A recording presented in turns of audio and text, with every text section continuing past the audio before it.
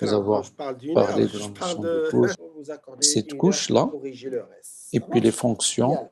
d'accord, de la couche. 8 heures Il a là, un certain Youssef. nombre de Quand même, à fonctionnalités partir à 8 mécaniques, heures, électriques c'est et vraiment la torture fonctionnelles. pour On moi, avait parlé de pour me ça. Nous avons réveiller à pris 8 comme heures. exemple Mais on peut faire à C'est parce que, 8h30, de on couche peut faire physique. 9 heures.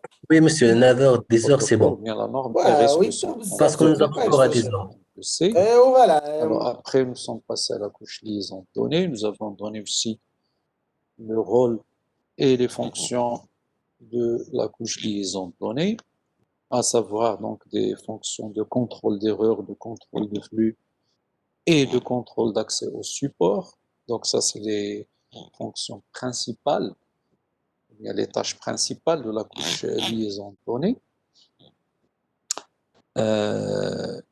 Et nous avons dit qu'il y a bien sûr des normes qui sont spécifiques aux réseaux longue distance, d'autres qui sont spécifiques aux réseaux locaux, donc les WAN et les LAN. Donc il y a des protocoles de liaison de données, d'ailleurs on va les voir après, spécifiques au WAN et d'autres qui sont spécifiques au LAN.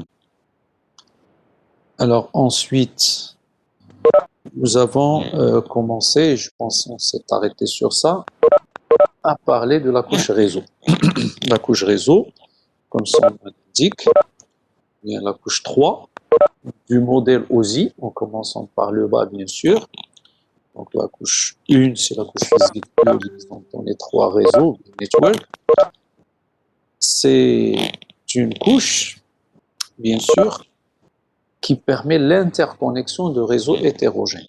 Alors, nous avons dit, par exemple, pour se connecter au réseau Internet à partir d'un réseau local, il nous faut un routeur. On ne peut pas utiliser un équipement de niveau 2, par exemple, un switch ou un routeur. D'accord, il faut un réseau ou un routeur, c'est-à-dire un équipement de niveau 3 qui contient justement la couche réseau. D'accord, donc ça permet d'interconnecter des systèmes qui sont hétérogènes jusqu'au niveau 3.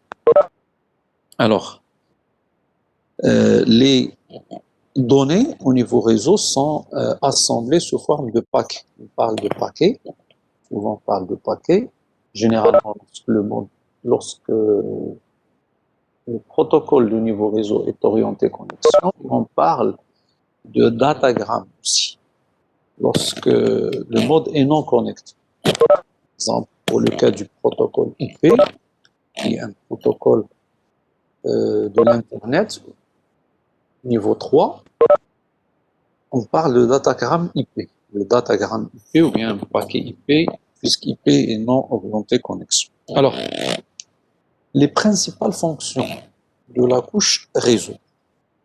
Alors, il y a une fonction d'adressage. D'accord? Il y a une fonction d'adressage.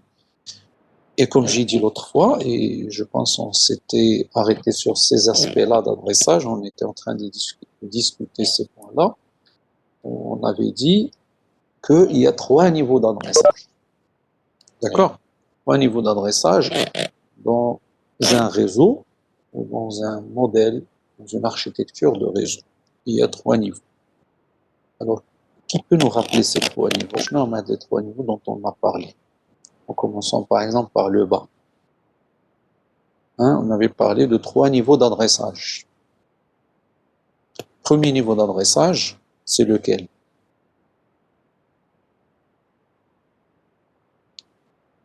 J'avais décrit ça. Oui, le niveau physique. Très bien, donc on parle de réseau, d'adresse physique ou bien on l'appelle aussi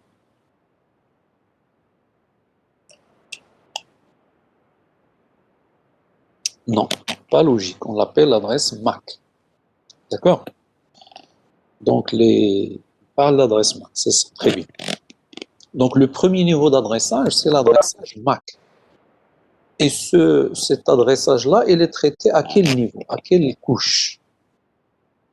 Quelle est la couche qui traite les adresses MAC ou bien les adresses physiques? On les appelle les adresses physiques.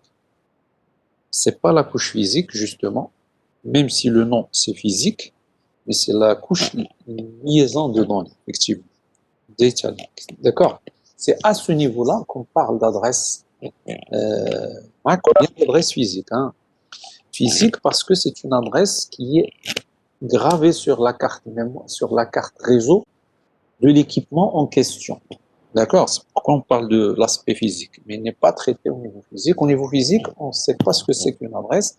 On traite les données comme une suite de bits, pardon. C'est un flux de bits.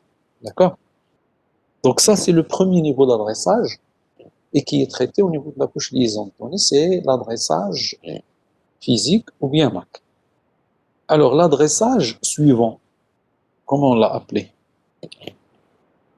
Alors, oui, il est traité au niveau couche réseau, effectivement, et on l'a appelé l'adressage logique. Voilà. Alors, IP, ça c'est spécifique, c'est pour le réseau Internet. Lorsqu'on est dans un modèle autre que le modèle TCP/IP, le modèle qui régit l'Internet, on parle d'adresse logique de manière générale. D'accord? On parle d'adresse logique. Alors, pourquoi on appelle cette adresse-là logique? Contrairement à l'adresse MAC qui est qualifiée d'adresse physique. Pourquoi on appelle ici l'adressage logique au niveau de la couche réseau? On parle d'adressage logique.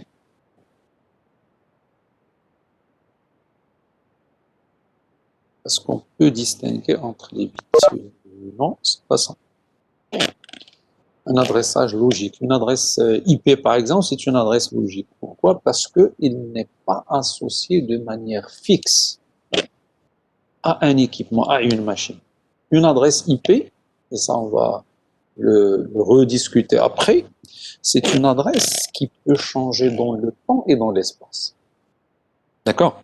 Ça veut dire quoi ça? Ça veut dire par exemple, votre machine, la machine que vous êtes en train d'utiliser maintenant, si vous avez un PC sur lequel vous êtes en train de me suivre, ce PC-là, vous pouvez consulter son adresse IP et vous allez voir qu'il a une adresse IP à cet instant-là. Si vous prenez votre machine, vous vous déplacez à un autre endroit, par exemple, une fois à Lima, vous allez consulter votre adresse IP, vous allez trouver une autre adresse. Pas exactement la même, pas celle que vous avez maintenant. L'adresse, on parle ici de l'adresse logique, pas l'adresse physique. Hein. Quelqu'un qui me dit l'adresse physique change. Normalement, l'adresse physique ne change pas. L'adresse physique, c'est l'adresse MAC, elle est spécifique à une carte réseau. Elle ne peut changer que lorsqu'on change soit de machine, soit de carte réseau. Prenez votre carte réseau, vous l'enlevez, vous mettez une autre, vous avez une autre adresse physique. Mais, ou bien vous changez de machine. Votre machine est défaillante, vous achetez une autre par exemple, la deuxième machine va avoir une adresse physique qui est différente de la précédente. Ça, c'est l'adresse physique. Mais là, je parle de l'adresse logique. L'adresse physique, elle est spécifique à une carte réseau, à une machine. Donc, une machine, par exemple, qui a deux cartes réseau, va avoir deux adresses physiques différentes. Ça, c'est normal. Par exemple, sur une machine, actuellement, on a en général une adresse réseau Ethernet avec un connecteur RJ45 et une adresse réseau Wi-Fi. Donc là, vous avez deux cartes réseau, carte Wi-Fi et carte sans fil et la carte filaire, donc Ethernet. Et donc, chaque carte va avoir une adresse MAC différente. D'accord? Mais c'est des adresses MAC ou bien physiques qui sont différentes, mais qui sont fixes, qui ne changent pas, tant que vous n'avez pas changé de carte ou bien de machine. Alors, par contre, une adresse logique, j'étais en train de dire que c'est comme l'adresse IP, par exemple, c'est une adresse qui change dans le temps et dans l'espace. Vous êtes à un endroit donné, vous êtes chez vous, vous avez une adresse IP, vous pouvez consulter par ipconfig, etc. Et vous tapez la commande et vous aurez votre adresse IP actuelle. Vous allez à Limi, par exemple, vous vous connectez, vous avez une autre adresse IP. D'accord? Donc, vous changez d'endroit Donc, vous avez une autre adresse pour la même machine, hein. Et aussi dans le temps. Vous pouvez aujourd'hui avoir une adresse IP à un endroit donné, chez vous, ou bien chez à l'ennemi, ou bien dans un café, je ne sais pas où, vous vous connectez. Et dans le même endroit, par exemple, moi, si je suis dans mon bureau, j'ai une adresse IP. 3 jours après, dans mon bureau, à la même place, avec ma machine, je peux avoir une autre adresse IP qui est différente de celle que j'avais il y a 3 jours, par exemple, il y a quelques heures, etc. Donc l'adresse peut changer aussi dans le temps, l'adresse IP. C'est pourquoi on parle d'adresse logique. Il n'est pas spécifique à une machine. Elle identifie une connexion à un réseau. Une adresse IP identifie une connexion à un réseau à un instant donné. Vous êtes connecté à un réseau donné, à un instant donné, vous avez une adresse IP. Vous changez de temps, ou bien vous changez d'espace, c'est-à-dire vous allez connecter à travers un autre réseau, à l'Internet par exemple, et là vous avez une autre adresse IP. Alors, est-ce que plusieurs machines peuvent avoir la même adresse IP? La question dans l'apparence, c'est non. Parce qu'une adresse, c'est une adresse. D'accord? L'adresse. Monsieur, Je le rôle d'une adresse. C'est identifier une machine. Oui? l'adresse IP, ce n'est pas unique à une machine. Par exemple, si on se connecte au même réseau, par exemple, au même réseau Wi-Fi, nous aurons la même adresse IP. Par exemple, je me suis connecté avec mon PC et mon téléphone, j'aurai la même adresse IP. Alors, voilà. Je termine la réponse et tu vas comprendre. Dans l'apparence. Et si je prends l'identification de la machine, c'est-à-dire une adresse, une adresse, pas un numéro qui identifie quelque chose. Pas le numéro du téléphone, ou l'adresse du téléphone. D'accord? Ou l'adresse logique de ton téléphone. Alors, un numéro ou bien une adresse, je le rôle d'elle. Alors, quelqu'un donc voilà, qui nous dit pour identifier. Effectivement, une adresse, son rôle, c'est identifier un équipement à un instant donné, une adresse logique. C'est ça son rôle. Et donc, logiquement, تكون هذيك l'identification unique. Il a quand la même adresse. Il m'identifie moi et toi en même temps, ça va poser un problème. Une même adresse IP ديالنا حنا بجوج. ملي غيجي واحد le paquet IP par exemple, فين غيمشي؟ واش يمشي عندك ولا يمشي عندي؟ C'est ça le problème qui se pose. D'accord? هذا comme j'ai dit dans l'apparence. ولكن كاين un petit détail وهو هذا لو كا ديالك دابا l'exemple اللي عطيتينا انت عطيتينا un exemple spécifique ياك اللي عنده واحد l'explication واحده اخرى. Bien sûr, on aura l'occasion d'en discuter dans le détail au deuxième semestre. Mais là, on n'a qu'une indication puisque tu poses la question. Alors, parfois, plusieurs machines qui sont derrière une même interface peuvent avoir la même adresse IP. Le cas dire, دابا انت connecté le téléphone ou le PC peut-être, ولكن derrière la même interface. Tu es chez toi, je pense. Yak. D'accord. Donc tu es chez toi. Donc derrière un routeur qui vous permet de se connecter à l'internet. Donc même interface. Le routeur comme par exemple. Là, il y a ce qu'on appelle le protocole سميتو les NAT. Je ne sais pas si vous connaissez pas. NAT. اللي غتقلب غتلقى بأن le NAT est activé. Ça veut dire que NAT, ça veut dire Network Address Translation. هذا البروتوكول عندنا واحد الشابيتر غنهضروا عليه en détail ملي نهضروا على TCP. شنو le rôle ديال هذا NAT? C'est justement d'associer une même adresse IP à plusieurs machines derrière un même équipement de connexion et un même routeur مثلا. وعلاش هاد la solution a été proposée par les concepteurs de l'internet علاش هادي جات suite la pénurie d'adresses اللي ولات. On a constaté avec l'évolution de l'internet les adresses sont consommées. وحنا le nombre d'adresses راه il est limité, il n'est pas infini. La plage d'adressage ديال الانترنت كامل راه ماشي infini. كاين واحد لو نومبر غادي نهضروا في هذا الشيء après en détail نحسبوا le nombre d'adresses qui existent réellement ou le nombre d'utilisateurs. غنلقاو بان avec le temps le nombre d'utilisateurs commence à dépasser le nombre d'adresses qui existent. Alors on a commencé à trouver des astuces, des solutions pour régler ces problèmes. Parmi ces solutions-là, il y a le protocole NAT, Network Address Translation, qui consiste à affecter une même adresse à plusieurs machines derrière une même interface. Ce qui est le cas d'IEL, c'est un truc spécifique. La machine d'IEL ou le téléphone portable d'IEL derrière. Mais ça, c'est spécifique. En général, chaque machine a une adresse IP, ça c'est unique, sinon ce n'est pas une adresse. Maintenant, et comment on va distinguer quelque chose qui est destiné au téléphone et quelque chose qui est destiné à la machine? D'accord? Alors, sur Internet, il n'y a pas de distinction. Donc, je me réjouis, le routeur, l'interne connecté.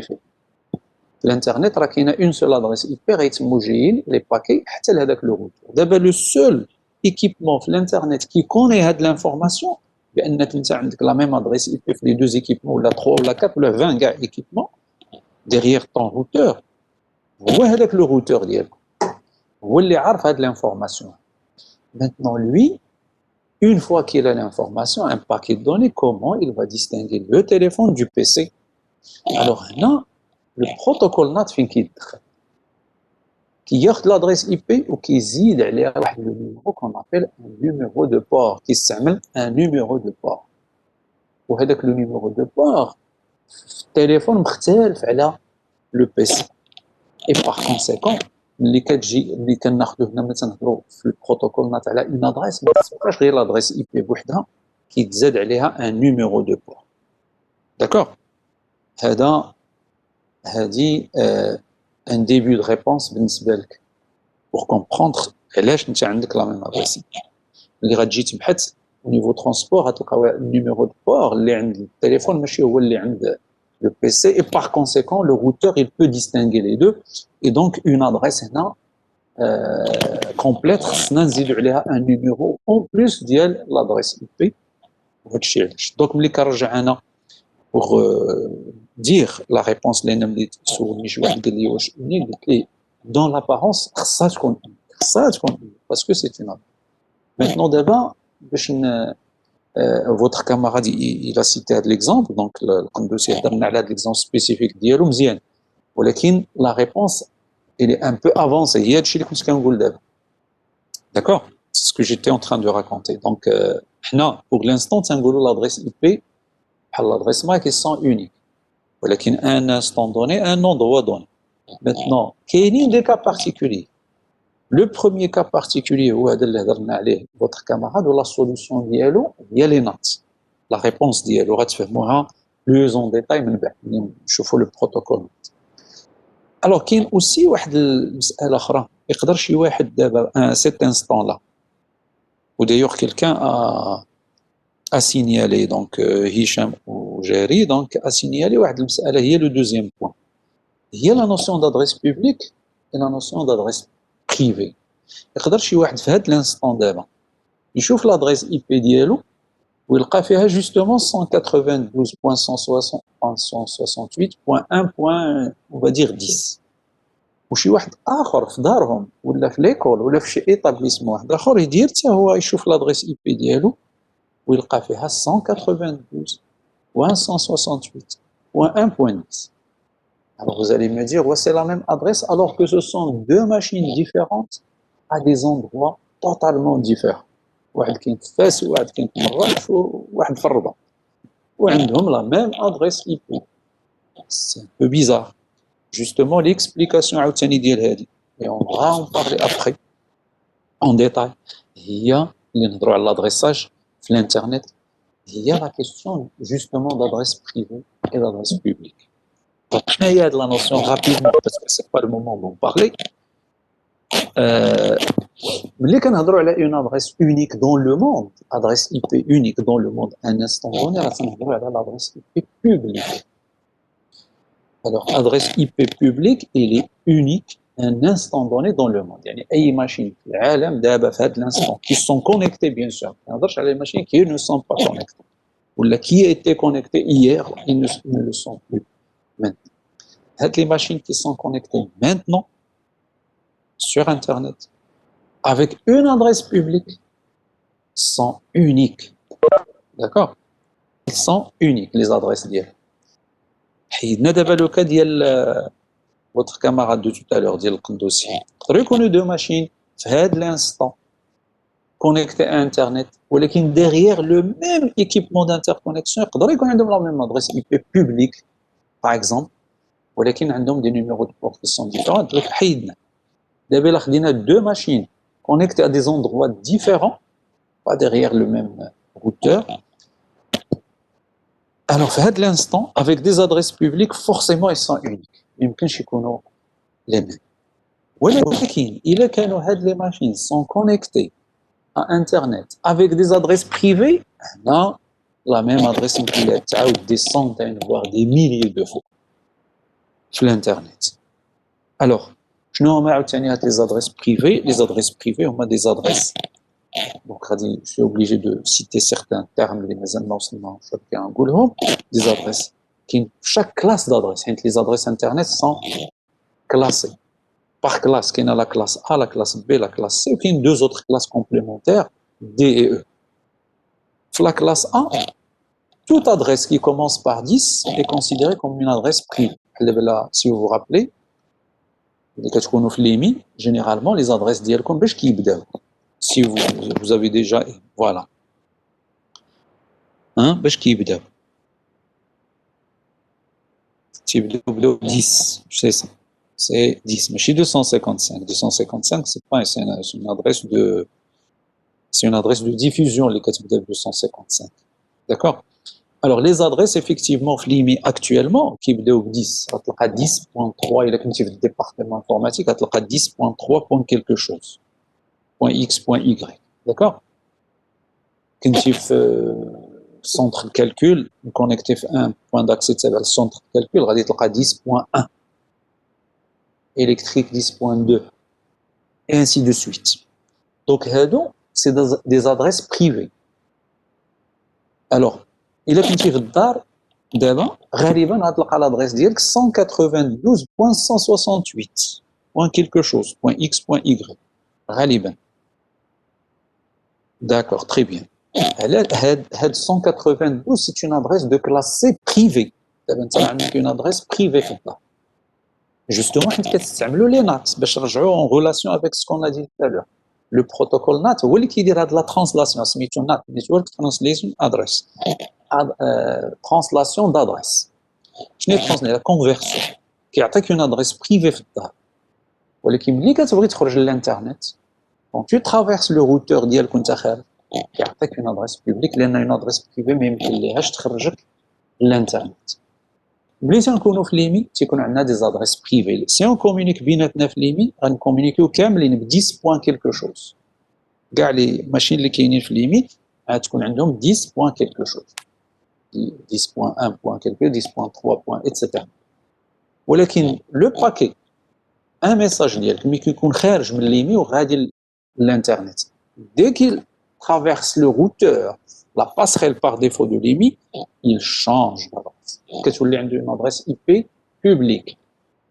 وهذيك كتبقى sauvegardée غير en interne. D'accord? Et donc par conséquent كاينه هاد la notion d'adresse privée ou d'adresse publique. ملي تنكونوا en privé راه les mêmes adresses كيتعاودوا. C'est-à-dire إلا مشي حنا دايرين في ليمي on a fait le choix d'utiliser une adresse de classe A تتبدا ب 10. إلا مشيتي أكوتي الليني peut-être تما في لو ريزو ديالهم دايرين 10 أولا إلا ما داروش 10 غيديروا 192.168 أولا إلا ما داروش 192.168 غيديروا 172.16 اللي هي هما لي زادريس de classe B privée. Donc عندنا pour chaque classe d'adresse on a réservé quelques adresses pour les utiliser en privé. Alors, pourquoi ça, etc. Il a fait beaucoup de temps, pour vous dire que qu'il y a des adresses privées اللي يمكن لهم يتعاودوا يعني الا خدينا واحد لا ماشين في هذا الانستون كونيكتيها في ليميت وفي الديبارتمون انفورماتيك مثلا عندها كوم ادريس 10.3.5.5 مثلا يمكن تكون واحد لادريس واحد لا ماشين واحده اخرى في لينيم عندها حتى هي 10.3.5.5 ولكن هادو سي دي ادريس بريفي هذيك اللي كوني seulement à l'intérieur de l'EMI, il est connu seulement à l'intérieur de l'ENIM. Mais lorsque les paquets ou les messages sortent de l'EMI, ils changent. C'est-à-dire d'une adresse publique, non, elle est forcément unique. La même chose lorsqu'un paquet sort de l'EMI. Il sort avec une adresse. Le routeur qui fait le routage, il va changer l'adresse. Il va allouer à ce paquet-là une autre adresse. Mais lui, il va garder comme quoi le paquet, il vient d'une machine dont l'adresse privée est 10.3.5.5. Comme ça, il jette la réponse. Et je ferme la parenthèse. Alors, privé, c'est-à-dire c'est en local, effectivement, dans un réseau local, en inter. L'intérêt, l'intérêt de les réseaux privés publics, c'est long à dire, donc on va laisser ça pour après, mais nous allons aller plus en détail. C'est une question, le principal de l'Etchikem, de l'NAT, ou les réseaux, les adresses publiques ou privées, j'ai une problème à l'origine, le problème de la pénurie d'adresses. L'internet, بدأ في les années 70. كان سميتو internet, كان سميتو ARPANET. En 69-70.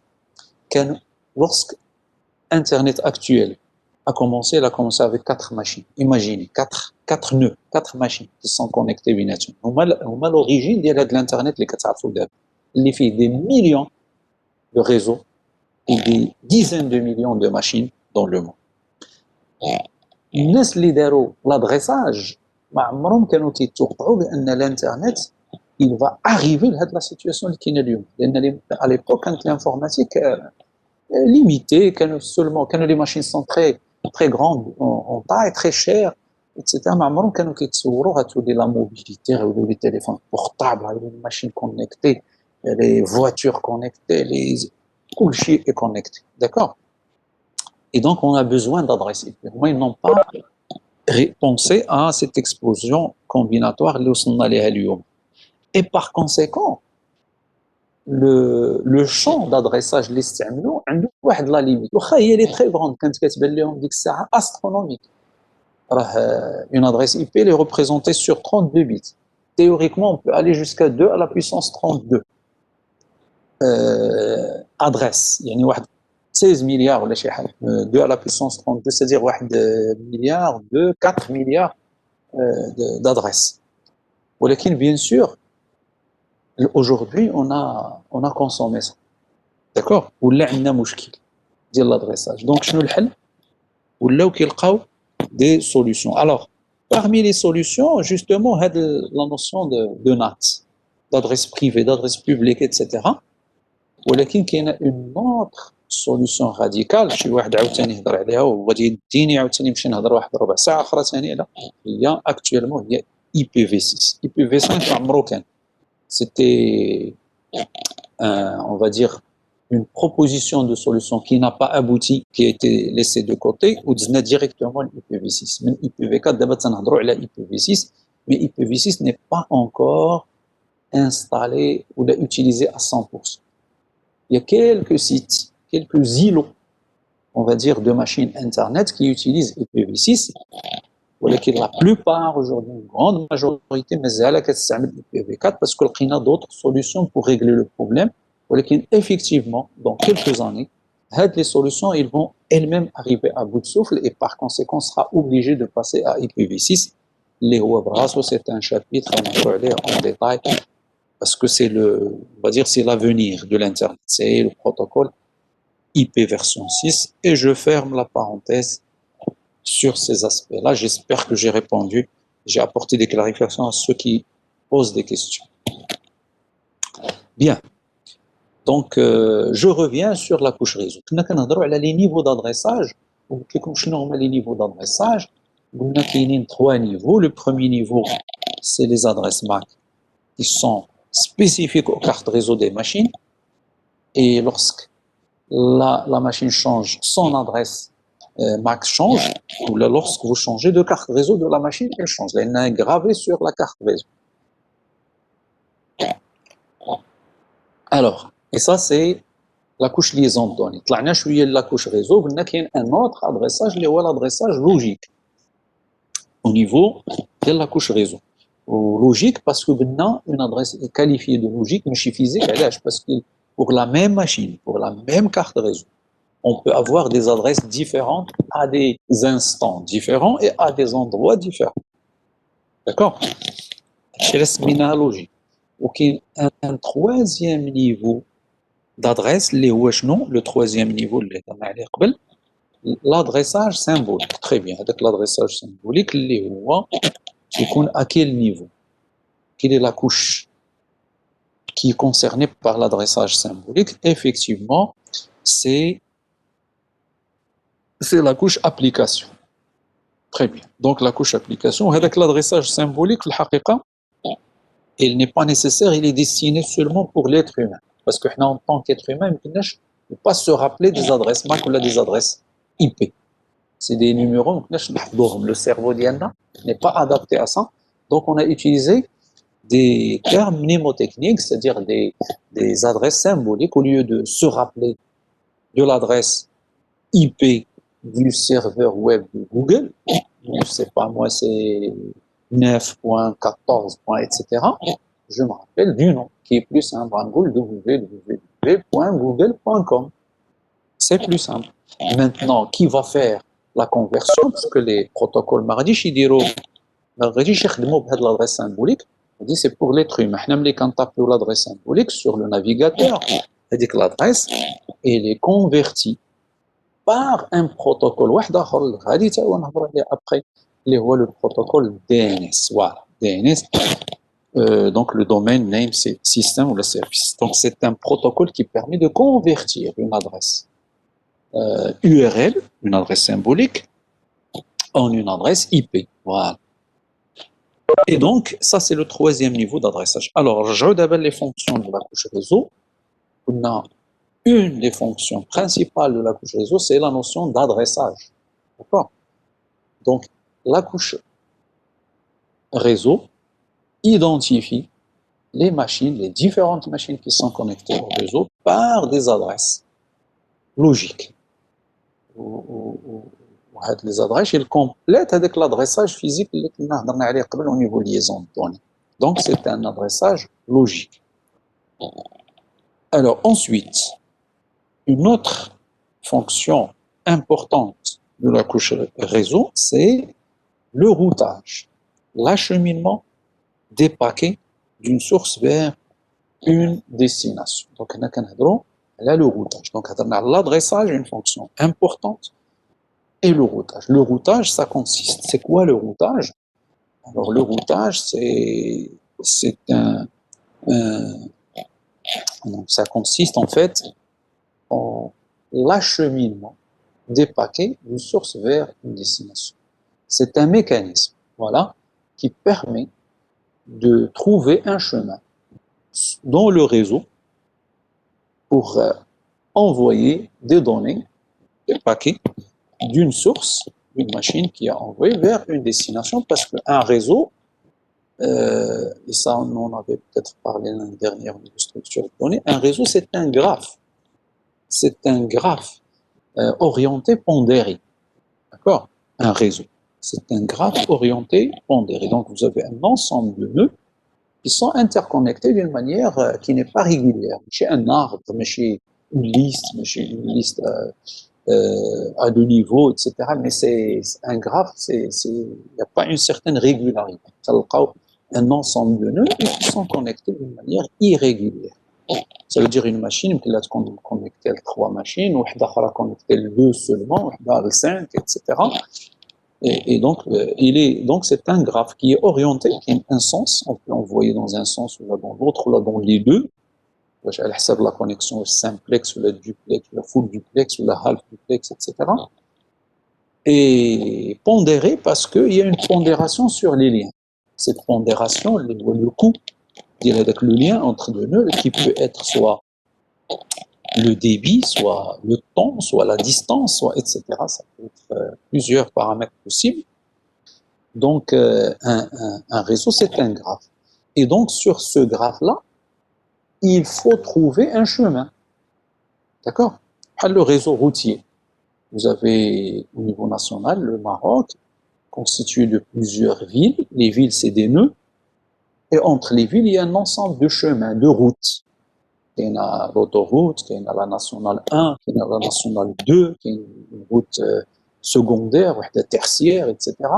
Entre les villes. Où on veut partir d'une ville donnée, de Rabat jusqu'à Agadir par exemple, quel chemin je vais prendre? Ce n'est pas un chemin. Bien sûr, de préférence, le plus optimal possible. Alors, optimal, ça va dépendre. Qu'est-ce que j'optimise?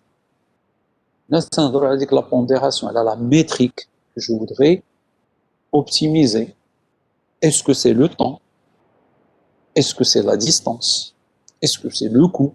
En termes d'argent, par exemple. parce تكون واحد الطريق طويله ولكن خاويه وحده قصيره ولكن عامره يقدر يكون وحده طريق مزيانه ولا طويله mais n'est pas sécurisée وحده قصيره etc. Donc il y a plusieurs métriques possibles qu'on peut optimiser. Donc il y a la fonction d'adressage, la fonction de routage. D'accord? Donc, les principes. Bien sûr, en plus de la constitution du paquet. Donc, la couche réseau aussi, il fait avec l'opération que toutes les couches font, à savoir encapsuler ou bien désencapsuler. Donc, constituer un paquet de données, par exemple, à envoyer, ou une fois qu'on l'a reçu, on va le désencapsuler, etc. Alors, il y a deux types de services qui sont offerts par la couche network, par la couche réseau. Vous avez des services orientés connexion, d'accord, et des services non orientés connexion. Et ça, on en a parlé auparavant. Il y a pas mal de couches qui offrent ce genre de services. Des couches, bien sûr, qui font de la transmission de données. Par exemple, la couche liaison ou la couche réseau, mais aussi la couche transport, ça y est, parce qu'elle participe au transport des données. Alors, on peut avoir des services qui sont orientés connexion, comme on a déjà expliqué auparavant, c'est-à-dire on établit la connexion, on échange les données, puis on libère la connexion, ou bien des services non orientés connexion, des services sans connexion, qui ne font que transmettre les données. Ne font pas d'établissement de la connexion, ne font pas de libération de la connexion à la fin. Et vous avez ici, bien sûr, deux exemples de protocoles. Par exemple, vous avez le protocole X25, qui est un protocole du réseau Transpac ou la Magripac, par exemple, au niveau du Maroc, qui a été utilisé à un certain moment pour la transmission de données. C'est un protocole du niveau réseau, il y a qui dit les fonctionnalités et qui est orienté connexion. Avant d'envoyer les données, il établit une connexion, il échange les données, puis il libère la connexion. Et vous avez aussi le protocole IP, que vous connaissez plus, qui est plus utilisé, qui est actuellement un des plus utilisés, c'est le protocole de niveau réseau de l'Internet, ou bien du réseau TCP/IP. D'accord? C'est un protocole qui, bien sûr, s'occupe de l'adressage, les adresses IP, d'accord? Donc, il définit des adresses IP pour toutes les machines qui sont connectées et qui devraient être théoriquement uniques, comme on a dit tout à l'heure, mais il y a des cas particuliers dont on a parlé suite à des questions. Il s'occupe du routage, de l'acheminement des paquets, lorsque ce routage se fait d'une manière statique, et c'est un protocole qui n'est pas orienté connexion. Voilà, donc ça, vous avez deux exemples. Un protocole orienté connexion niveau réseau qui est X25, et un protocole qui n'est pas orienté connexion au niveau réseau, qui est IP. Bien, alors maintenant on passe à la couche 4, la couche transport. La couche transport, en fait, il fait l'interface, si vous voulez, c'est l'intermédiaire entre les couches basses du modèle OSI et les couches hautes du modèle OSI. Les couches basses dont le rôle ou la transmission de l'information, d'accord, les couches basses du modèle OSI s'occupent de la transmission de l'information. Le rôle d'ILHOM, d'accord, l'objectif principal, la finalité de ces couches-là, c'est de transporter l'information d'une source vers une destination. Les couches globalement, avec l'adressage ou la constitution de paquets, l'encapsulation, le contrôle d'erreurs, le contrôle de flux, tout ça, c'est des mécanismes qui vont permettre à ces différentes couches, les couches basses, de transporter le message, mais une source, un émetteur, vers une destination, un destinataire. D'accord? C'est le rôle d'elle. Contrairement aux couches hautes, les couches hautes, elles s'occupent d'autres aspects de l'information, bien de l'envoi de l'information. Ils s'occupent surtout du traitement, de la sémantique de ces informations. D'accord? Les couches hautes, à savoir session, présentation et application, mais le rôle de l'homme, ce n'est pas le transport de l'information, mais c'est le traitement de l'information. Par exemple, il a les couches basses, en fait les couches, le coursier, si je reviens à l'exemple, comme auparavant, la communication entre deux PDG. Le coursier, je le rôle ديالو كيشد la lettre ou qui dit à la poste. La poste, je le rôle ديالها de trier les lettres pour après les acheminer vers des endroits où ils vont être envoyés, soit le port, soit l'aéroport, soit etc., soit un gare de train, et le train avec les lettres, etc. Puis après, il y a les gens le port qui vont encore une fois prendre ces lettres et les mettre sur un avion, ou là sur un bateau, ou là sur un train. Puis après, l'information est envoyée sur un support de transmission, un train, un bateau, un avion, etc. Vous voyez, les gens, le coursier, c'est des couches basses.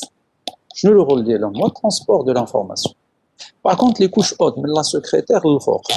Je le rôle de l'homme, c'est le traitement de l'information. Il va la saisir avec l'information sur un traitement de texte, etc. Le traducteur, non, le rôle de l'homme, c'est pas transporter l'information, non. Son rôle, c'est de traduire. Il y a un message où il le traduit. Le PDG, son rôle, c'est quoi? C'est d'écrire les idées d'IALO, c'est le niveau applicatif. Voilà l'objectif de la communication, etc. Vous voyez, c'est un peu la même chose. Les couches basses s'occupent de la transmission de l'information. Les couches hautes de l'OSI s'occupent du traitement de l'information. D'accord? Donc la couche transport, donc il y a l'interface en fait. Mais elle participe, comme son nom l'indique, au transport de l'information. Elle effectue des contrôles supplémentaires à ceux déjà effectués par la couche liaison de données. D'accord? Rappelez-vous que la couche liaison de données, parmi les tâches d'ILH, vous avez par exemple le contrôle d'erreur. Et vous avez par exemple le contrôle de flux. La couche liaison de données. Alors, les contrôles, parfois, ils se sont refaits, ils se font encore au niveau transport. Et voilà la différence principale.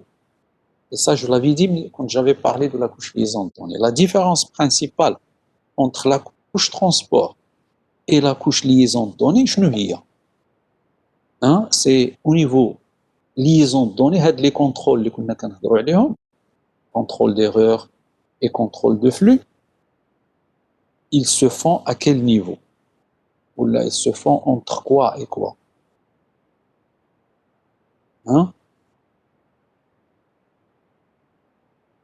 Est-ce que vous vous rappelez? Donc, ils se font entre deux machines qui sont comment? Au niveau liaison de données. Ils se font entre deux machines qui sont adjacentes. D'accord? Adjacentes.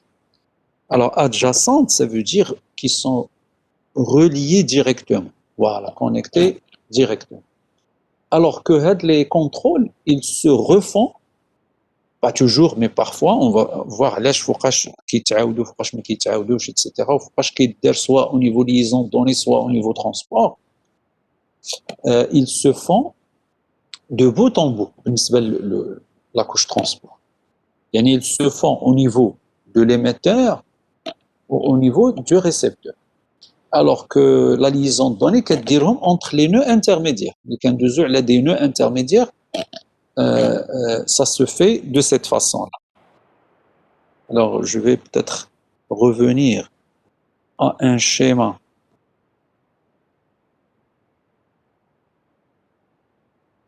ancien. Par exemple, je ne sais pas où est-ce qu'il est. Non.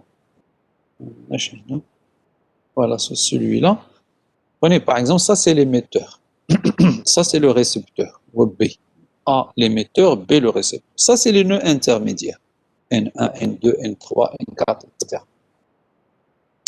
Alors, les contrôles de la couche liaison de données se font entre N1 et N2. Puis entre N2 et N3. Puis entre N3 et N4. D'accord? Puis bien sûr, on passe l'information à la couche transport. Elle fait le contrôle des informations qui sont envoyées par A vers B. Donc, il fait un contrôle de bout en bout. D'accord? Il fait un contrôle de bout en bout. C'est la différence. Parce qu'on on remarque qu'il y a donc les mêmes, certaines fonctions qui sont les mêmes, qui se refont entre la couche transport et la couche liaison de données. Et la raison, ou bien la différence, c'est celle-là. Alors, elle définit maintenant la couche transport plusieurs classes de protocoles. Chaque classe est adaptée à un service réseau de qualité donnée. Alors, on a remarqué que la couche transport, d'abord, il y a l'intermédiaire entre les couches supérieures, en particulier la couche application et les couches inférieures. Donc, en quelque sorte, il est chargé de demander aux couches qui vont faire la transmission des exigences des couches supérieures. D'accord? La couche application, c'est elle qui décide quel type de qualité de service elle veut. Une transmission, par exemple, dont la qualité de service est élevée, c'est-à-dire, par exemple, il veut la rapidité. Il veut transmettre le message de manière la plus rapide possible, la plus fiable possible, d'accord, sans erreur, etc. La plus sécurisée possible, etc. Donc, il y a un certain nombre de critères de qualité de service qui sont exigés par les couches hautes, d'accord, l'application en particulier. Alors, la couche transport, c'est elle qui se charge de transformer ces demandes-là en des paramètres palpables. Par exemple, Mlitiangolo brina un temps de réponse qui est rapide. La couche transport, ça, il doit spécifier le temps pour demander les couches qui sont inférieures de le respecter. D'accord?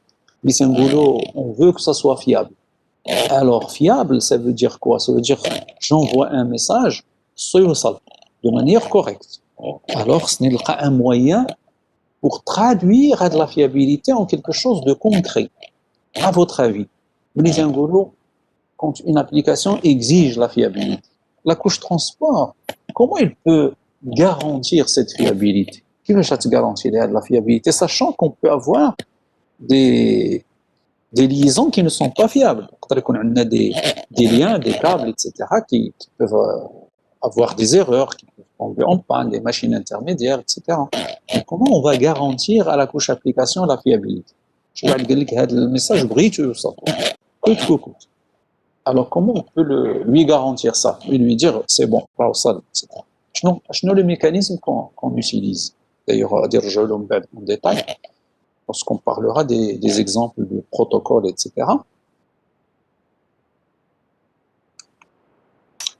Alors, ce qui se fait, c'est la notion d'accusé de réception. Un ACK, on appelle ça un ACK ou bien un accusé de réception. D'accord? Donc, un acknowledgement en anglais. Ça veut dire, la couche transport, qu'est-ce qu'elle va faire? Une fois que la couche application lui donne quelque chose à envoyer, il garde une copie de ce qu'elle va envoyer sur les buffers qu'elle possède. La couche transport, il y a des buffers, des zones de la mémoire, dans lesquelles elle va stocker l'information à envoyer, le message à envoyer. Et puis après, elle va l'envoyer. Et puis, qu'est-ce qu'elle va faire? Elle va attendre un accusé de réception de la couche transport distante. Il y a l'exemple du schéma tout à l'heure, on a A qui envoie quelque chose à B. Donc, A, il envoie à B le message, à travers, bien sûr, les nœuds intermédiaires, N1, N2, N3, etc. Mais il garde une copie du message. Mais je me dis ça fait qu'il il n'efface pas le message. Il garde une copie. Pourquoi il le garde? Il le garde au cas où il y a une perte de ce message, il peut le retransmettre. Vous voyez? Donc, A, il va garder ce message jusqu'à quand? Il va le garder chez lui sur sa mémoire tampon. La couche transport va garder ça jusqu'à quand? Hein? Jusqu'à ce qu'elle reçoit un acquittement de B. اللي كتصيفط لها B. L'acquittement كتقول la machine B, تقول la machine ah c'est bon le message راه وصلني ما فيه حتى شي مشكل aucune erreur etc. كيجي un acquittement اللي عند A pour l'informer de ça. Alors à ce moment-là A il libère هذيك la zone mémoire tampon اللي كندير فيها هذاك le message et il récupère un autre message pour le stocker في هذيك la mémoire puis le retransmettre etc. Donc au cas où ما جاش هذاك l'acquittement B n'a pas envoyé d'acquittement là, A, il va comprendre que le message est perdu ou alors qu'il est erroné. Et dans ce cas, qu'est-ce qu'il va faire le A? La couche transport de A, qu'est-ce qu'il va faire? Il va retransmettre le message. Vous voyez, sans déranger l'application. L'application, le message non, il ne la dérange pas. Il récupère le message qui est l'acquittement. Donc, vous voyez, c'est un critère de qualité de service, le QoS, c'est mieux le QoS. QoS, Quality of Service, ou la fiabilité. Par exemple, la couche application exige la fiabilité, le message d'y ou ça. Correct. Alors, transport, qu'est-ce que dire le mécanisme, comment il répond à cette exigence? C'est le mécanisme d'acquittement, tout simplement. Quand le message, il le garde, mais qui gère l'acquittement. Et il libère, mais qui gère l'acquittement, il retransmet le même message jusqu'à ce que ce message arrive. Par exemple, l'argent avec le PDG, mais le PDG, la secrétaire, avec le coursier, attention, la lettre, elle est très importante. On veut qu'il arrive. Donc, le coursier, je ne sais pas dire. Par exemple, recommandé. Vous connaissez une lettre recommandée qui s'effectuera de manière recommandée. Ça veut dire avec accusé de réception. D'accord? Donc, la lettre qui a la poste s'effectuera de manière recommandée. La main dans la main avec le récepteur. Ou qui se nie comme quoi il l'a reçu.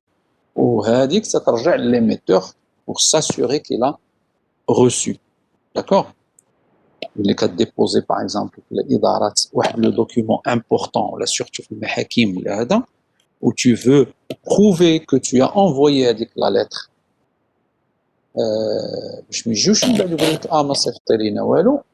tu l'envoies de manière recommandée ou la personne le destinataire tu dis avec comme quoi tu as reçu cette lettre qui signifie ou dit ترجع لعند l'émetteur وهذاك l'accusé de réception voit la preuve comme quoi il a envoyé. Donc vous voyez un exemple que j'ai donné باش نفهموا هاد les critères de qualité de service. Chaque classe Donc, il définit plusieurs classes de protocoles qui dépendent de la qualité de service exigée par les couches hautes de l'OSI. Certaines classes permettent d'optimiser les ressources réseau, le multiplexage de plusieurs connexions, ou là, la concaténation vient démultiplexage des connexions. Alors, la notion de multiplexage et démultiplexage, je vais le schéma عاوتاني نشوفوه. هنا la couche transport, elle rend service, bien sûr, les couches supérieures, en particulier la couche session. يمكن يكون plusieurs. On va la voir plus dans TCP/IP plutôt que ici. يمكن يكونوا plusieurs flux qui arrivent من une couche transport, une application distante vers une application, par exemple, sur une autre machine. La couche transport, c'est distinguer entre les différents flux. La même machine. Alors, la notion a dit justement, on distingue les différents flux par des numéros associés, qu'on appelle des numéros de port.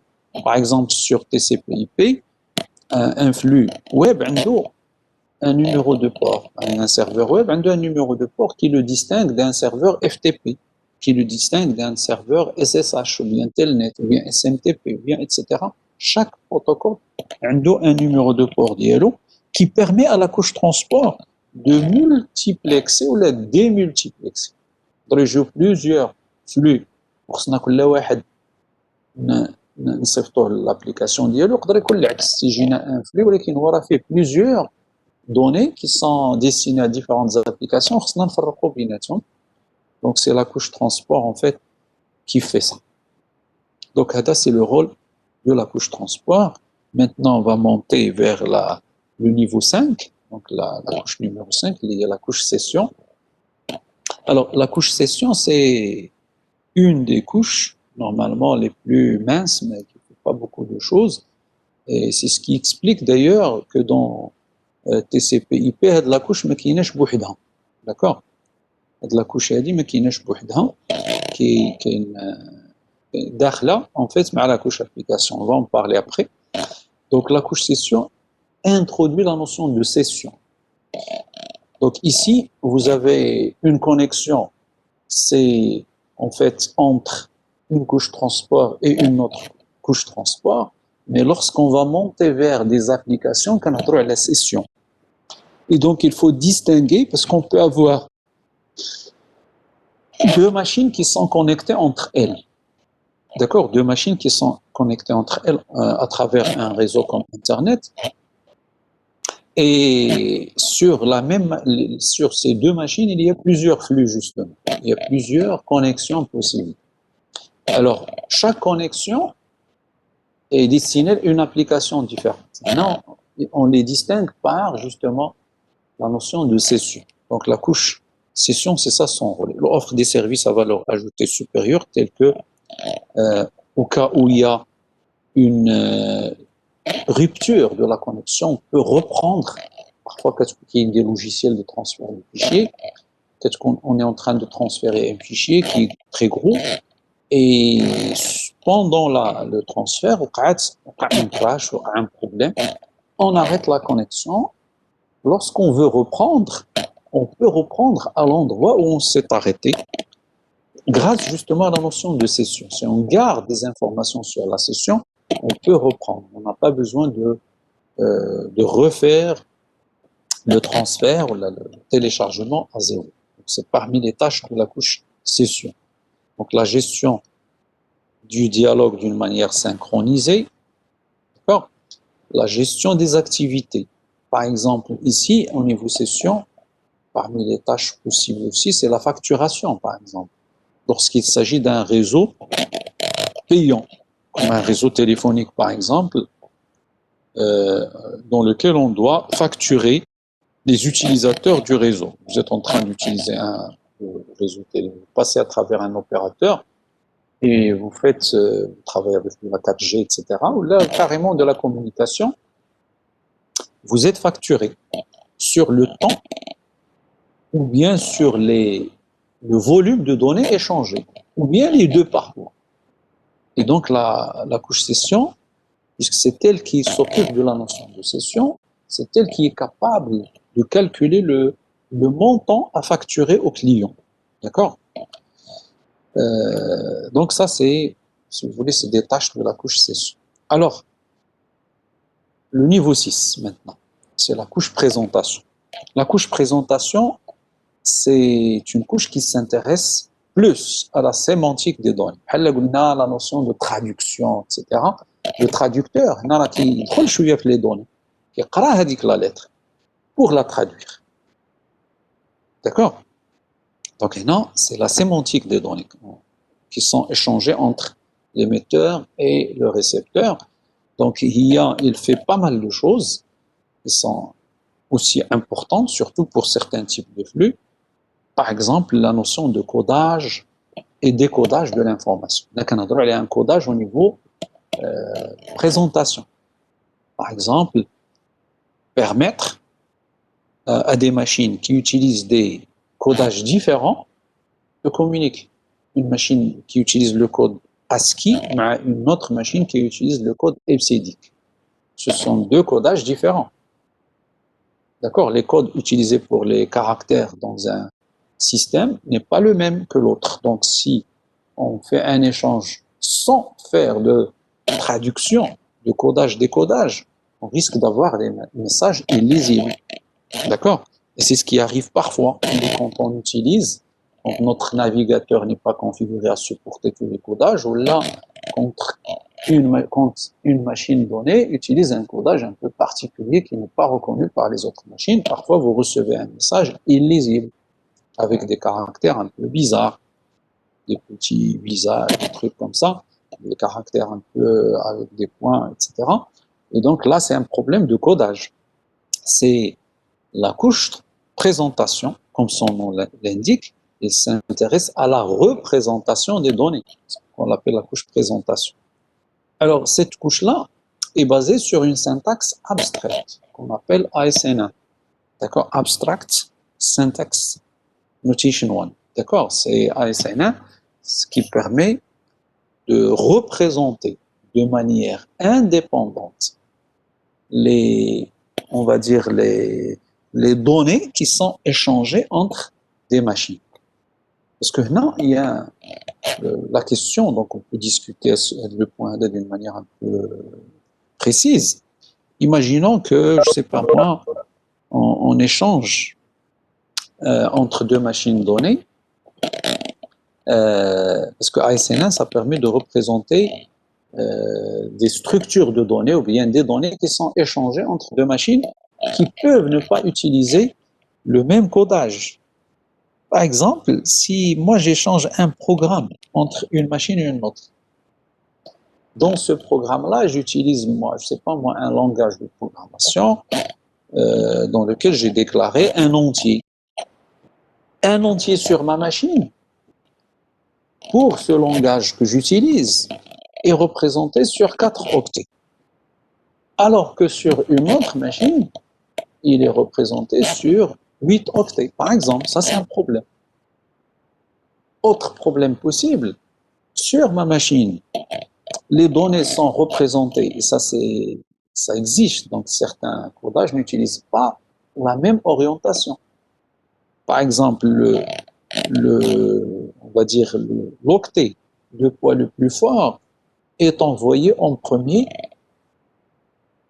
alors que dans d'autres systèmes, c'est l'octet de poids le plus faible qui est envoyé en premier lorsqu'on fait un échange.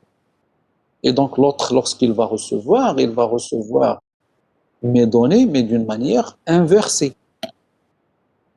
ماشي كيما مستوكين في la mémoire عندي. Maintenant un mot mémoire de 4 octets, qui est l'octet le poids le plus faible, maintenant à droite, c'est l'octet de poids le plus fort à gauche. Et lorsque j'envoie cette information, l'autre, il reçoit, il l'interprète totalement de façon inversée. Et donc, il y a pas mal de problèmes qui se posent lorsqu'on fait un échange, puisqu'un réseau, c'est un système qui est hétérogène sur plusieurs aspects. Donc, comment on va régler ces problèmes-là? C'est ça la question. Moi, j'envoie un message à quelqu'un qui utilise un autre codage. Mouchkil. Comment on peut communiquer? Alors, on a deux premières possibilités théoriques, mais qui est impossible à faire au niveau pratique, c'est de supposer que chaque machine connaît tous les codages des autres machines de l'Internet. D'accord? On a un exemple très très simple à comprendre. Non, nous, les Marocains, on parle l'arabe, par exemple. Les Français, ils parlent le français, les Anglais parlent l'anglais, les Chinois, ils parlent le chinois, le mandarin, etc. Donc, chaque pays utilise sa propre langue de communication. Maintenant, si on veut communiquer entre nous, d'accord? Si on veut communiquer entre nous, première possibilité, c'est de supposer que chacun de nous est censé connaître toutes les langues du monde. C'est le chinois, on a l'anglais, on a le français, l'espagnol, etc., etc. Théoriquement, c'est une solution possible, mais dans la pratique, n'est pas possible. C'est la même chose. Une machine ne peut pas communiquer avec l'ensemble des autres machines. Alors, deuxième possibilité, qui est plus pratique, qui est plus simple à mettre en œuvre, c'est de connaître ma propre langue et de connaître une autre langue, une autre syntaxe qui me permet de représenter ce que je veux dire dans ma langue, mais dans cette syntaxe-là.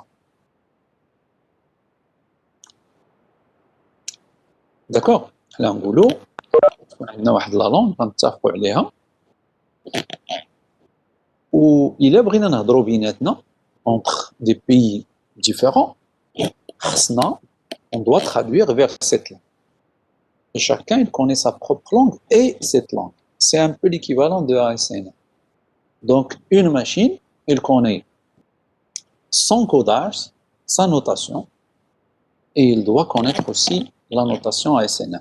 Et donc, lorsqu'il veut envoyer quelque chose, il doit la représenter sous cette forme-là, puis l'envoyer. Et bien sûr, tout le monde connaît cette notation, donc les autres machines vont faire la conversion inverse de ASN1 vers leur propre notation locale. Et donc, c'est ça la solution. Au lieu de connaître toutes les langues du monde, je vais connaître ma langue et une autre, pas plus que ça. D'accord? Donc là, c'est les aspects codage, décodage qui sont traités par la couche présentation. Alors, la couche présentation, il y a aussi là d'autres tâches importantes, à savoir la compression des données. Alors, parfois, les données à envoyer sont de très grande taille, et bien sûr, si on les envoie comme ça va surcharger le réseau, ça va consommer beaucoup de bandes passantes sur le réseau. Donc, parmi les techniques qui sont utilisées, c'est la compression, c'est de comprimer donc les données. Quand ça rentre d'une manière, bien sûr, il y a des algorithmes qui permettent de faire ça, mais bien sûr, de pouvoir retrouver l'information initiale à la réception. On va les compresser نصغروهم ولكن باش ملي نوصلوا la destination خصنا نرجعوهم كي كانوا pour qu'elles soient comprises par le récepteur. Donc la compression des données. Donc c'est au niveau présentation qu'on fait ça. Il y a aussi la notion de cryptage. D'accord? La notion de cryptage. Donc parmi les tâches telles la couche liaison, la couche on va dire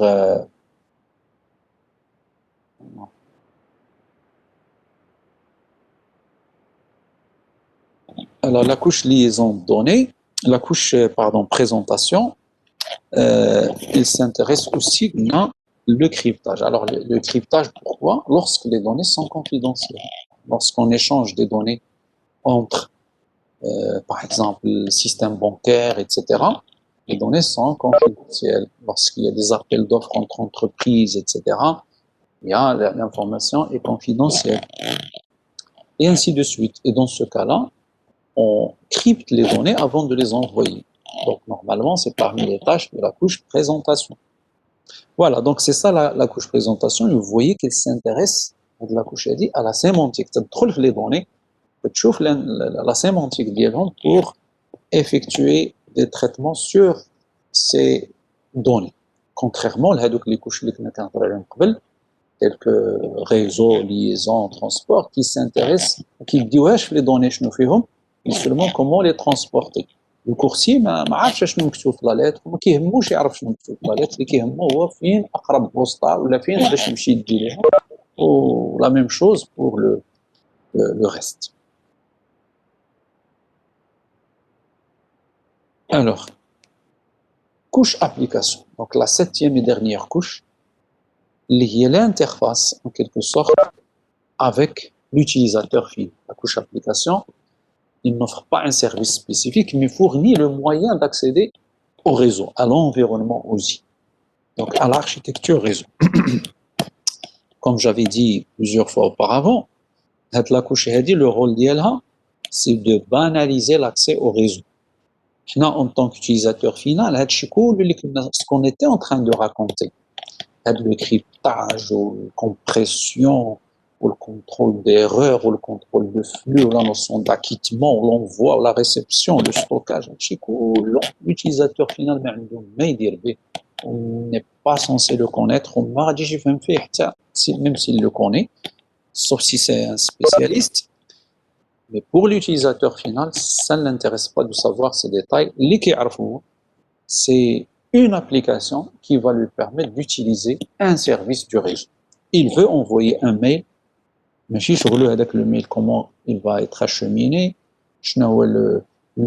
la route qu'il va prendre, les routeurs, les systèmes d'exploitation sur ces routeurs, sur les machines.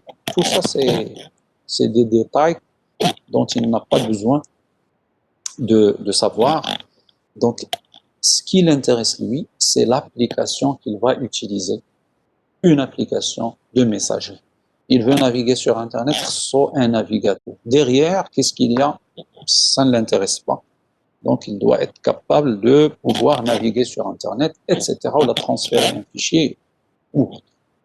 Donc, la structure de la couche application détermine comment différentes applications vont être organisées pour utiliser des modules OSI communs. Alors, ces modules OSI communs, on a en fait l'accès les autres couches, la couche présentation, puis session, puis etc. Donc, en fait, il définit, comme je l'ai dit au départ, l'interface avec les utilisateurs pour utiliser les fonctions du réseau.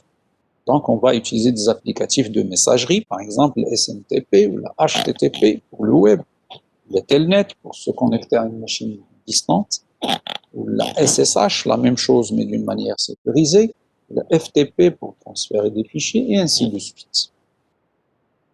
Et voilà, donc on a fait le parcours, on va dire, des 7 couches du modèle OSI. D'accord, les 7 couches. La couche, je ne le rôle d'une manière globale et résumée. Donc, pour peut-être finir de la partie, donc là, vous avez des termes qu'on va utiliser par la suite. Souvent, on va parler de bits, la traîne de bits lorsqu'on est au niveau physique. On parle de frames ou bien tram au niveau liaison de données. Donc, c'est des termes importants. On parle de paquets lorsqu'on est au niveau réseau, la datagramme. On parle de segments au niveau transport. Et après, on commence à parler de l'information. Les couches on commence à parler de la sémantique de l'information. Alors, les équipements qui sont utilisés dans un réseau, vous avez bien sûr un réseau qu'on a formé d'un ensemble d'équipements, on appelle souvent des nœuds, qui sont reliés par des supports de transmission selon une topologie donnée.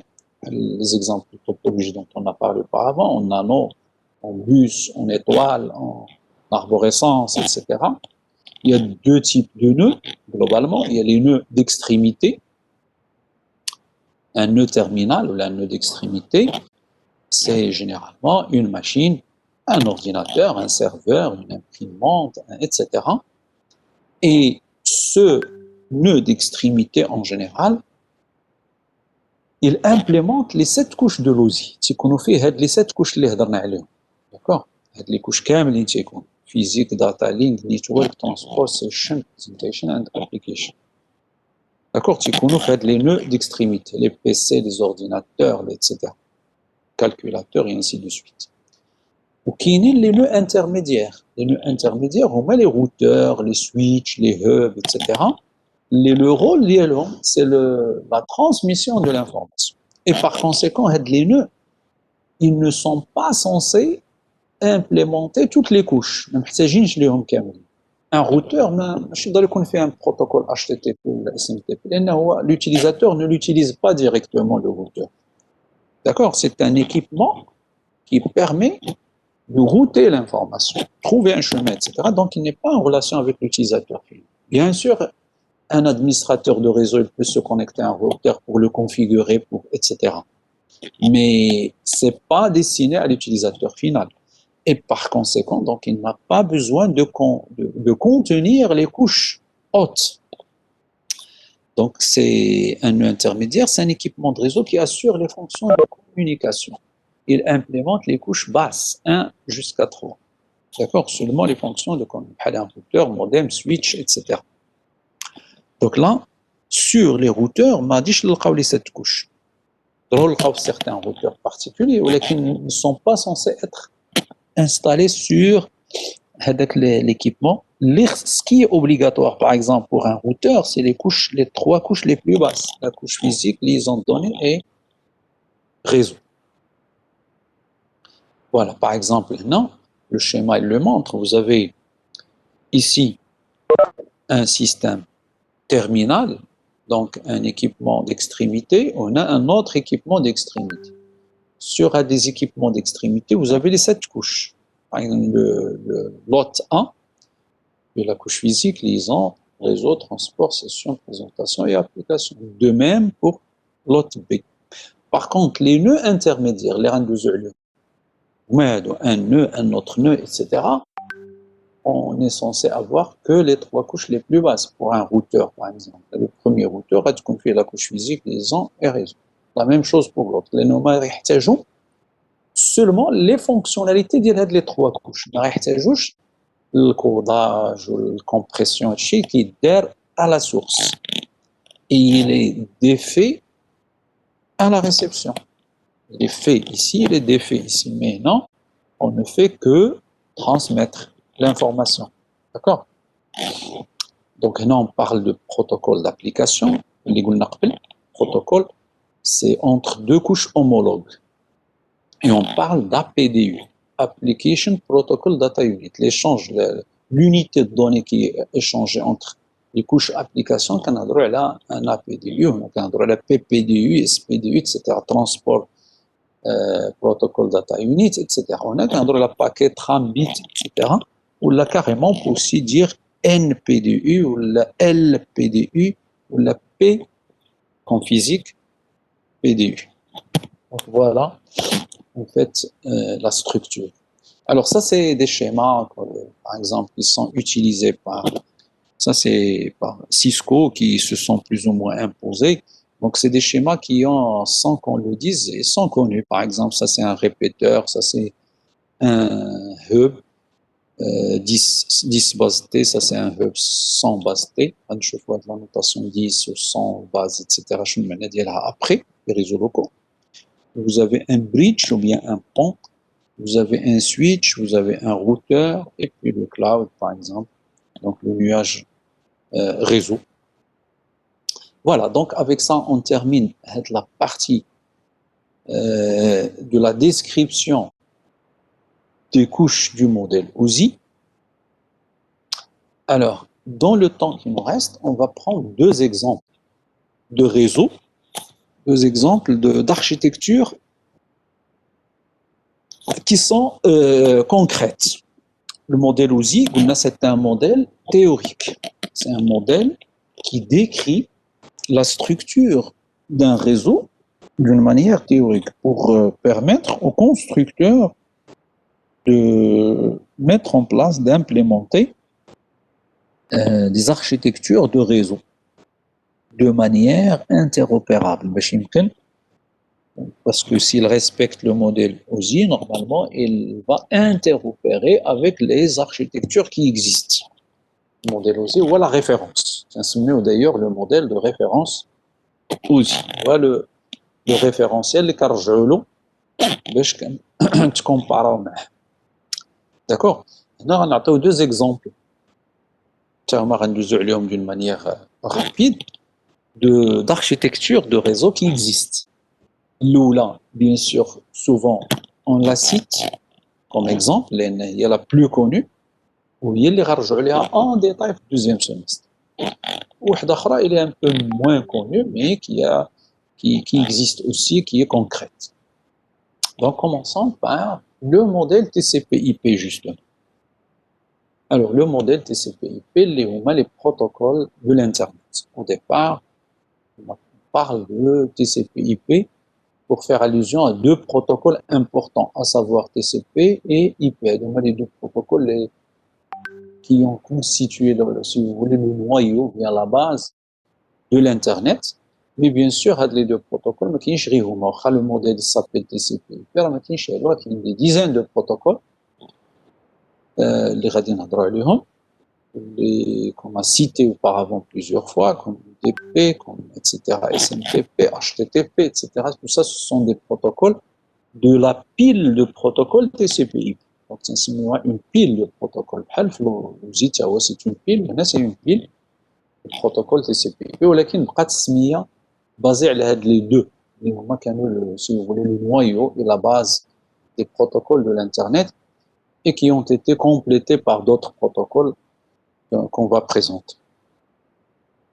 Bien, alors, le modèle TCP/IP, déjà, vous remarquez, c'est un modèle à 4 couches dans la réalité. La ligne des Zahna, c'est un modèle à 4 couches. D'accord? Alors que l'OSI, c'est un modèle à 7 couches. D'accord? Donc, on a un modèle à 4 couches et un modèle à 7 couches. On a le modèle TCP/IP, fait la couche application, la couche transport, il y a TCP et UDP, fait deux protocoles, TCP et UDP. Il y a la couche réseau, qui aura aussi la couche IP, tout simplement. Et vous avez la couche accès réseau. La couche, on l'appelle la Network Interface, ou bien la couche interface réseau, l'accès réseau. Et bien sûr, de la couche, il y a l'équivalent de liaison de données physiques dans le modèle aussi.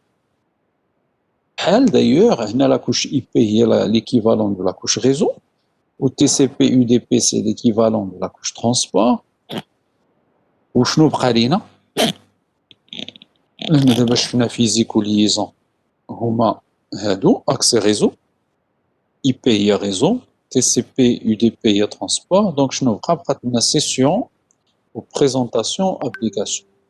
TCP, IP sont intégrés toutes les trois la couche application.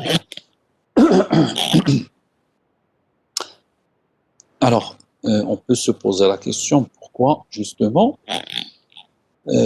tout simplement parce que justement lorsque Internet a commencé, pardon,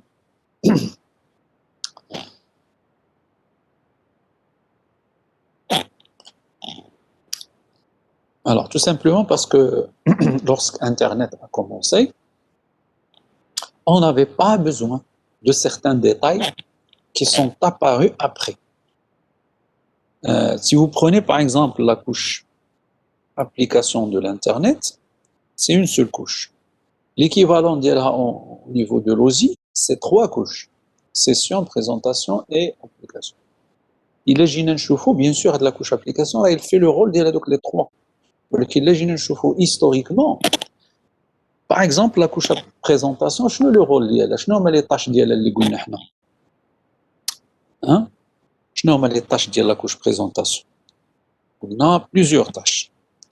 Il y a le codage, décodage,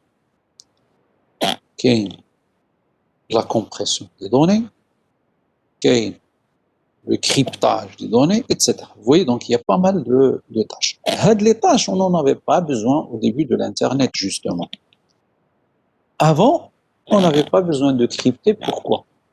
Parce que ce qui s'est changé sur Internet, ce n'est que des messages normaux entre les scientifiques. Un mail que j'envoie à un chercheur, un ingénieur qui envoie un mail à un autre ingénieur pour discuter sur un point donné, ou là un chercheur, un enseignant-chercheur qui envoie un article à une conférence, ou là, etc.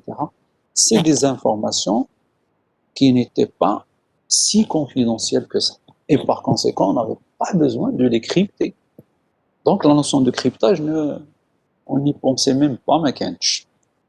La même chose pour la compression. Qu'est-ce qu'on comprime?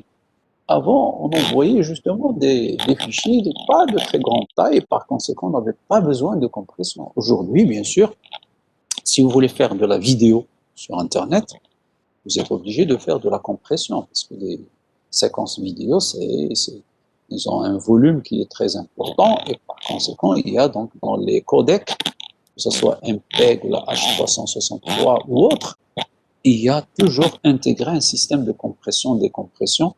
Donc on compresse les données avant de les envoyer et on les décompresse avant de les jouer à la réception. Donc vous voyez, donc, les besoins n'existaient pas à l'époque. La même chose pour le codage, décodage. Avant, il n'y avait pas, lorsque Internet a commencé, il y a quelques machines qui étaient pratiquement homogènes, donc même système d'exploitation, il n'y avait que Unix, etc., avec même architecture globalement, et donc on n'avait pas besoin en fait de coder, décoder, etc. Et c'est pourquoi on n'avait pas besoin justement de cette couche qui est la couche présentation. Mais lorsque les choses ont évolué, bien sûr, on a vu l'importance et l'intérêt de faire ça. Et par conséquent, donc, on a ajouté une couche qui permet de s'occuper de ces traitements. Vous voyez, c'est pourquoi, c'est ce qui explique que Internet, c'est un système à 4 couches. Application, transport, réseau et accès réseau. D'accord? Mais qui fait, ou bien qui effectue les tâches du modèle OSI Camlin, bien sûr, parce que sur Internet aujourd'hui, on peut échanger des données hétérogènes, on peut, etc. On compresse les données, on crypte les données, etc. Lorsque vous faites des transactions entre, aujourd'hui, par exemple, on fait du e-banking à partir de mon téléphone portable, dans mon PC portable, je peux accéder à mon compte bancaire, je peux faire des transferts d'argent, je peux payer des choses, je peux, etc. Tout ça, bien sûr, est crypté. D'accord? Donc, ces traitements-là, ils se font aujourd'hui. Bien, donc ça, c'est le modèle TCP/IP. Alors, le modèle TCP/IP, effectivement, lui aussi, donc, utilise la notion d'encapsulation. Vous envoyez un mail, par exemple, un message, donc l'utilisateur final qui utilise un logiciel de messagerie, donc client de messagerie, pour envoyer un mail. Le mail, bien sûr, au niveau applicatif, il est encapsulé par la couche transport, parce que là, on n'a que les 4 couches. Donc la couche transport, et qui va ajouter son header, donc segment header, ou bien l'entête du segment. D'accord? Puis après, le message, il est passé à la couche network, la couche réseau, qui elle-même va ajouter son network header, ajoute son entête, sachant le message de Barra fait data plus segment header, tout ça c'est des data plus la couche réseau. Puis après on passe ça à la couche liaison de données, frame, le niveau frame. Donc on parle de segment, packet and frame. Donc ici la couche liaison de données, elle ajoute son non-tête, mais aussi son non-que. Vous vous rappelez, on a la couche liaison de données au niveau du modèle OSI, c'est la même chose. D'accord? Donc le frame trailer, ou bien le long-que qui est ajouté, qui va permettre de traiter les erreurs, le trailer qui est ajouté ici. Puis après, on met ça sur au niveau physique, donc c'est une suite de bits. C'est des bits. Il n'y a plus de différence maintenant entre les données, le message lui-même qui est envoyé et ce qui a été ajouté par les différentes couches. La couche physique, tout ça, c'est des bits. Il n'y a pas de délimitation, etc. Alors que là, vous remarquez, il y a des limites. Ça, c'est la partie trailer, ça, c'est la data, ça, c'est le segment header, ça, c'est le, etc. Donc, une trame, elle est constituée de plusieurs champs, moins de les champs. D'accord? Le long-que, les données, l'entête transport, l'entête réseau et l'entête liaison. Ouais, la même chose pour les autres niveaux. Par container, c'est un train de bits, une suite de bits, qui est envoyé sur le réseau. D'accord? Donc la notion d'encapsulation, mais aussi de désencapsulation à la réception. Alors, l'Internet, il est géré par un certain nombre d'organismes. Donc, il y a l'ISOC, donc l'Internet Society, ou bien c'est une association qui fait la promotion de l'Internet, qui fait connaître l'Internet, les services d'ILO, etc. au niveau du monde, et participe à sa banalisation, à son épanouissement, etc. Bien sûr, une filiale, un chapitre dans chaque pays du monde. Le Maghreb a ce qu'on appelle le MISOC, Moroccan ISOC, c'est-à-dire l'Internet Society d'Il Maghreb, d'accord, dans laquelle il y a un certain nombre d'enseignants dans le domaine. Moi-même, je suis membre de cette association, MISOC. Il y a des ingénieurs, il y a des industriels, des gens du privé, du public, etc., qui font partie de cette association. Et il y a, au niveau mondial, vous avez aussi l'IAB, ou bien l'Internet Architecture Board, qui est justement constitué de l'IETF, l'IRTF, qui produisent les standards de l'Internet. Donc les protocoles de l'Internet, ils sont mis en place par des chercheurs, Internet Research Task Force. Ils sont implémentés par des ingénieurs et des développeurs, donc l'IETF, Engineering Task Force, et qui sont implémentés et utilisés sur l'Internet. D'accord? Et il y a aussi l'Internet, ou bien l'ICANN. Aujourd'hui, ça s'appelle l'ICANN, Internet Corporation for Assigned Names and Numbers. l'ICANN, c'est elle qui s'intéresse à la location des adresses IP et des noms de domaine. D'accord? For assigned names, on va les noms de domaine. .com, .gov, etc., .ema, .fr, etc. Les noms de domaine. IMI.ac.ema, c'est le domaine de l'IMI, par exemple. EMA, c'est pour le Maroc, etc. And numbers. Numbers, c'est, non, on veut dire par ça les adresses, le numéro IP ou bien les adresses IP. D'accord?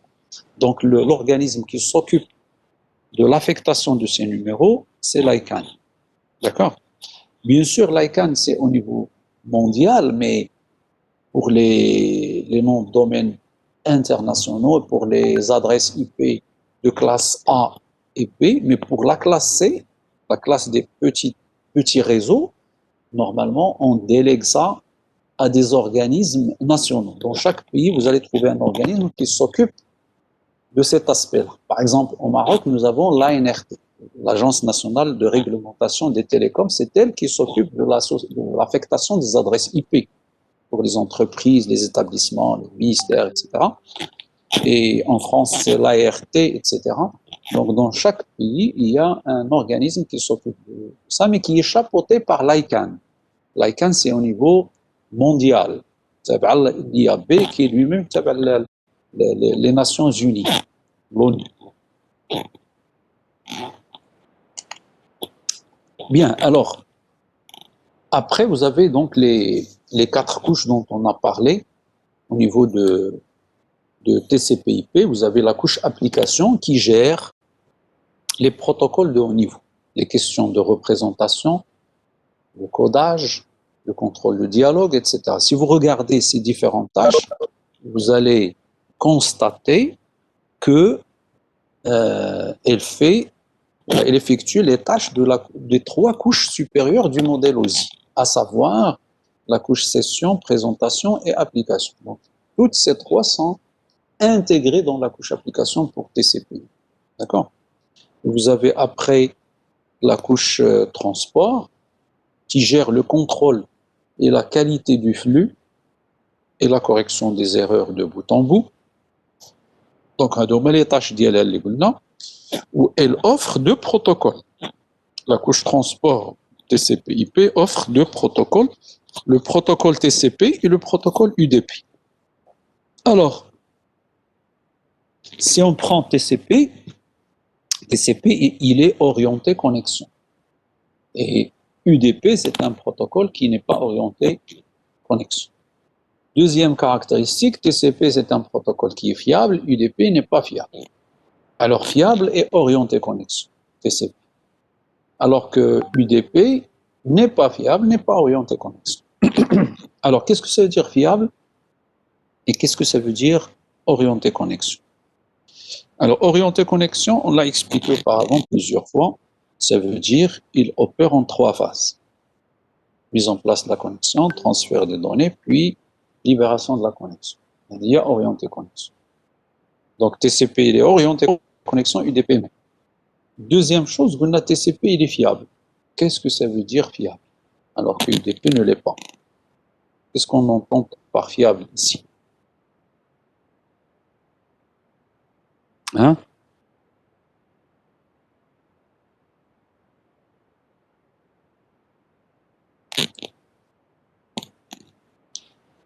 Alors, fiable, ça veut dire il garantit l'arrivée des données. Voilà, j'ai décrit ça tout à l'heure. Il garantit l'arrivée des données à destination.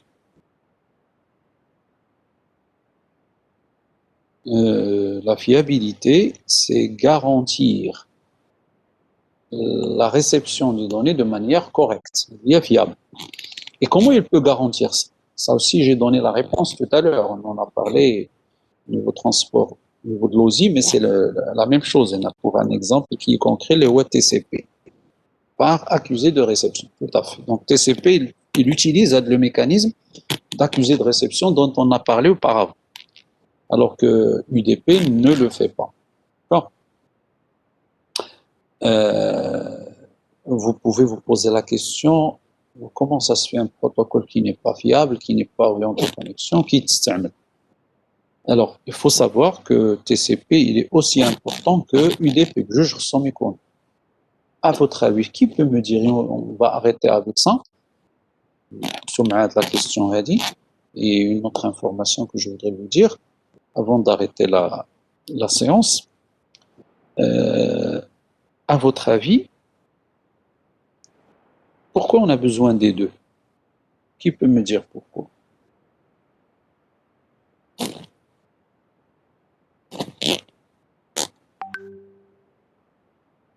On a besoin d'un protocole, par exemple comme UDP, même s'il n'est pas fiable. Hein? Pas de réponse. Alors je vous laisse réfléchir. Et comme ça, selon état de l'utilisateur. Je n'ai pas compris ça. Non. Cas de rupture lâche, un le protocole. Alors je vous laisse réfléchir. Sur ça, la prochaine fois, on va commencer par ça et discuter. Réroua, qui a une petite information. Peut-être que je voudrais vous dire concernant la séance de jeudi, il se peut que je ne sois pas disponible à le moment aidant. Donc, je vais vous informer bien sûr la veille. Comme d'habitude, je vous enverrai l'invitation pour la séance. Si jamais il reste la séance, mais alors on va se mettre d'accord sur un créneau pour la rattraper, faites la semaine éventuellement. Est-ce qu'on peut la faire par exemple le soir, par exemple, un jour le soir? Est-ce qu'il y a quelqu'un qui a une objection sur ça? Il a en général de la séance. Hein? Qu'est-ce que vous pensez? Je peux que je ne sois pas disponible là de jeudi.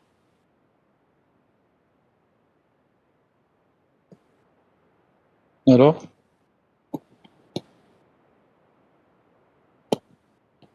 Est-ce qu'on peut la faire un soir? Sinon, parce que j'ai vu l'emploi du temps, la plupart du temps, c'est qu'on est occupé.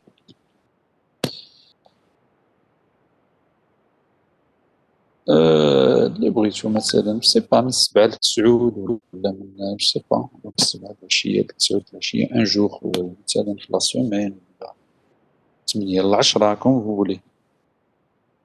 Là, le jour, on va le fixer après, donc je suis même دابا le jour, je pense. Hein?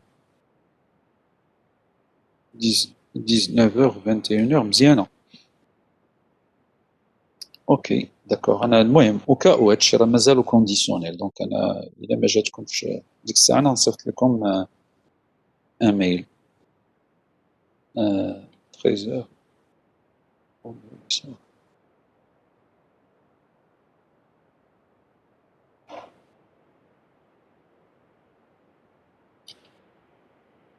فوندردي 13h 15h داك راه وقت الصلاة، اللي كيبغي يصلي ما عرفتش نمنعو. داكور دونك اون توكا باش ما كان انا غنصيفط لكم، دونك غتلقاو كونتاكت باغ ميل. اوكي دونك لا بروشين